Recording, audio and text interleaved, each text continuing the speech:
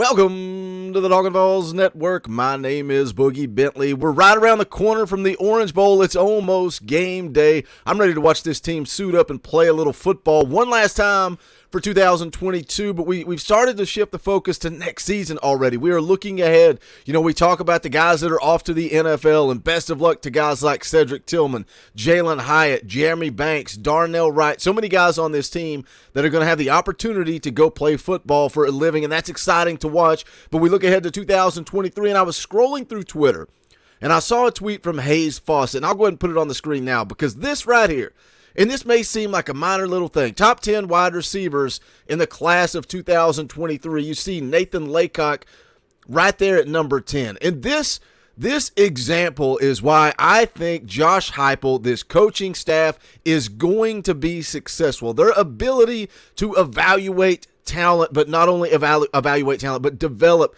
talent. And we talk about that a lot, you know, when we're talking about recruiting and different things like that, how important player development and player evaluation is. But I want to get into it, talk about that here in just a second. But as always, do me a favor, go ahead and smash that like button.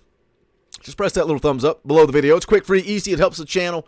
I would greatly appreciate it. Also, if you're new to the Talkin VAWLS Network, welcome. We're not experts. We're not insiders. We're not media. We're not trying to sell you on something. We're not. This channel is strictly for the fans, by the fans. We are fans just like you. If you enjoy the content, make sure you subscribe. Click that bell for notifications. You're not going to miss out when we go live or when we drop a video. We're going to be live tomorrow, an hour before kickoff, for a Talkin VAWLS tailgate show. That's where you, the listener, gets to come on, hang out, crack a beer, talk a little Tennessee football before the game. Then we'll also be live immediately after for the post-game show, so make sure you tune into that. But again, I want to jump back into this tweet because Hayes Fawcett put that out. Top 10 wide receivers, class of 2023. And a lot of people, when Nathan Laycock committed last summer, when he committed to Tennessee, you know, I put out the video, talked about his speed being one key, and you know, he was a 3-star at the time. And a lot of people, you guys know how it is. You're Tennessee fans. You see the same things I see. People want to talk about 3-star you and how Tennessee can't win with players like Nathan Laycock. We got to go get a guy like Carnell Tate. Without Carnell Tate, Tennessee's not going to have success. Why can't we pull a receiver like Carnell Tate? Well, I want you to look at this top 10 list from Hayes Fawcett and look exactly where Carnell Tate fits on this list. Now, is this the end of the story? Is this the end-all, be-all? No, it's not. It's not. But at one point in time, Carnell Tate was listed up there at the top, one of the top wide receivers in the country, along with Brandon Innes, who comically, quote, tweeted this and said this list is a joke, basically, because Brandon Innes no longer in the top 10. And again, the way recruiting is now, so many kids are on campus, they're committing during the summer before they even play their senior season, and that makes player evaluation even more important. It's even more important because you're evaluating a kid's tape as a junior before he even truly develops into a senior player, and we've seen Nathan Laycock kind of skyrocket since then. But again, why does all this matter? Why does, to me, player evaluation is so important? Because, again, we go back to the summer and all the drama with Carnell Tate. And I don't know the exact number. I see the rumors just the same as you guys do. Allegedly, again, not an expert, not an insider. I'm just going by what I see, and I don't know what's true. But there were rumors of Carnell Tate earning up to $1.5 million in NIL deals. Now, is that accurate? I don't know. But how smart is it for this coaching staff to pass on a guy like Carnell Tate if Nathan Laycock is just as good or has just as much potential? And again, this top 10 list from Hayes Fawcett from On3.com, it's not the end-all, be-all. It's not the end of the story. We'll see how these players develop it. What I'm saying is I trust Josh Heupel and this coaching staff in their ability to evaluate talent. So who is the next big breakout star for Tennessee? Can Nathan Laycock be that guy?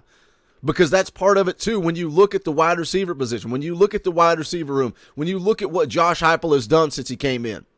You know, the story all last year, we talked about Cedric Tillman.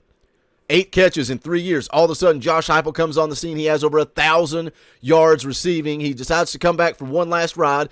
We're expecting big things. Obviously, he gets hurt. He goes down in the Akron game. Things don't play out the way he expected. But even all that said, Cedric Tillman quietly hauled in 37 catches for 417 yards and 3 touchdowns. And he wasn't on the field half the season. But again, development from a guy that nobody expected anything from. Nobody expected Cedric Tillman to do what he did. Jalen Hyatt, we all know the story there. Didn't put in the work. Didn't do things the right way. Talks to Bayless Jones. What can I do? Almost 1,300 yards receiving, close to the all-time single-season record. 15 touchdowns, 5 of those against Alabama in an absolutely legendary performance. A guy that, again, going into the season, we're talking about how Jalin Hyatt has all the talent in the world, but can he put it together?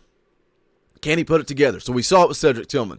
We've seen it with Jalin Hyatt. How about Brew McCoy? Transfers in from USC. Hasn't played football. Played played 3 seasons, I think, and only actually played one of those 3. Off the field issues. People questioning what can he do. Hadn't played that much football. 48 receptions, 600 yards, 3 touchdowns. I think Brew McCoy could be the guy next year. What about Ramel Keaton? Kind of sitting quietly in the back. Nobody talking about him. Made a big-time catch against Florida that Tennessee goes down and scores. Huge drive in that football game, momentum-wise. Finishes the season, 27 catches, almost 500 yards and 4 touchdowns.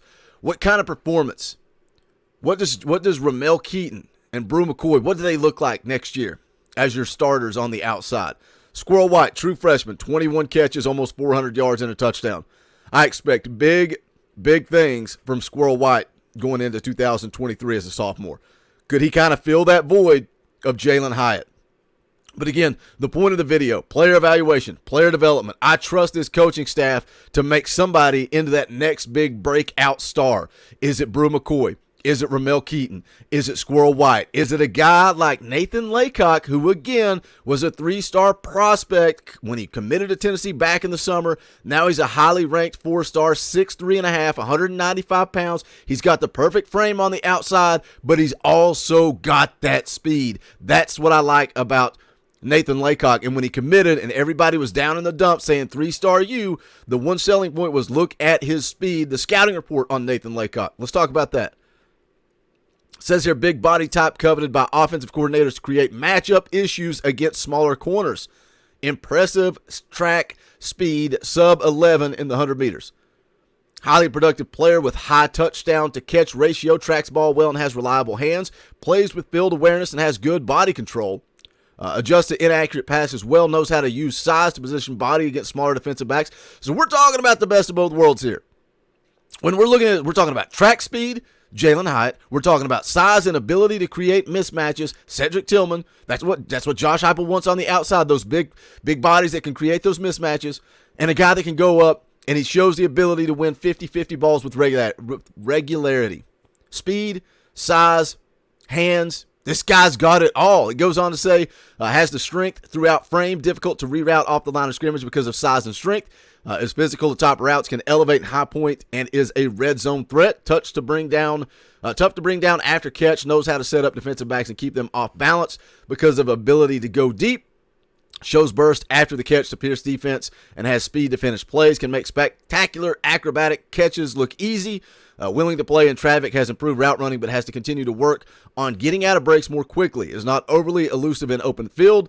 In line for early playing time at a top 20 program. Third day NFL draft potential with ability to climb higher. When you read that scouting report and you look at his measurables, how do you not get excited about Nathan Laycock? But the point is, again, who is the next big breakout star for Vol football? Because Josh Heupel's been here for 2 seasons, and we've seen it both seasons from the wide receiver position. So when we panic and we talk about 4 kids in the portal that Tennessee missed 3 of the 4, they've still got a good one coming.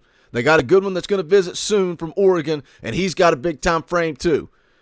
Trust his staff. Trust Josh Heupel. Something tells me after the 2023 season, we're going to be sitting here talking about another wide receiver on this football team that went out and had over 1,000 yards, maybe breaking records, off to the NFL draft, and then suddenly every big-time wide receiver in the country is going to want to come play football at Tennessee. But who is the next big breakout star? Who is it in 2023? Who is it in 2024? Hit the comment section. Let me know. What do you think about Nathan Laycock and Carnell Tate being number 9 and number 10? You're talking about $1.5 million and a 3-star that nobody was talking about, but now how that is changing, and Nathan Laycock has not played a single game for Tennessee yet. But hit the comment section. Let me know your thoughts. As always, make sure you smash the thumbs up on the way out the door. Go check out the official merchandise of the Talkin' VAWLS Network. You can go to bonfire.com. YouTube.com/store/Talkin VAWLS. We got the new presidential election shirts. Go check those out. Vote Boogie Dauber in 2024. All the old faithfuls are there as well, but we appreciate the support. Thank you guys for tuning in. Hope to see you tomorrow for the post-game show, tailgate show, all that good stuff. And then we're diving full steam ahead into recruiting all off season. So hope you guys will stick around for that. Keep those memberships up to date. Don't let them expire. We need you. We need your support throughout the off season. If you want to join, hit the join button down below for as little as 99 cents a month. But that's going to do it for this one. This is the Talkin VAWLS Network. My name is Boogie Bentley. Go Big Orange.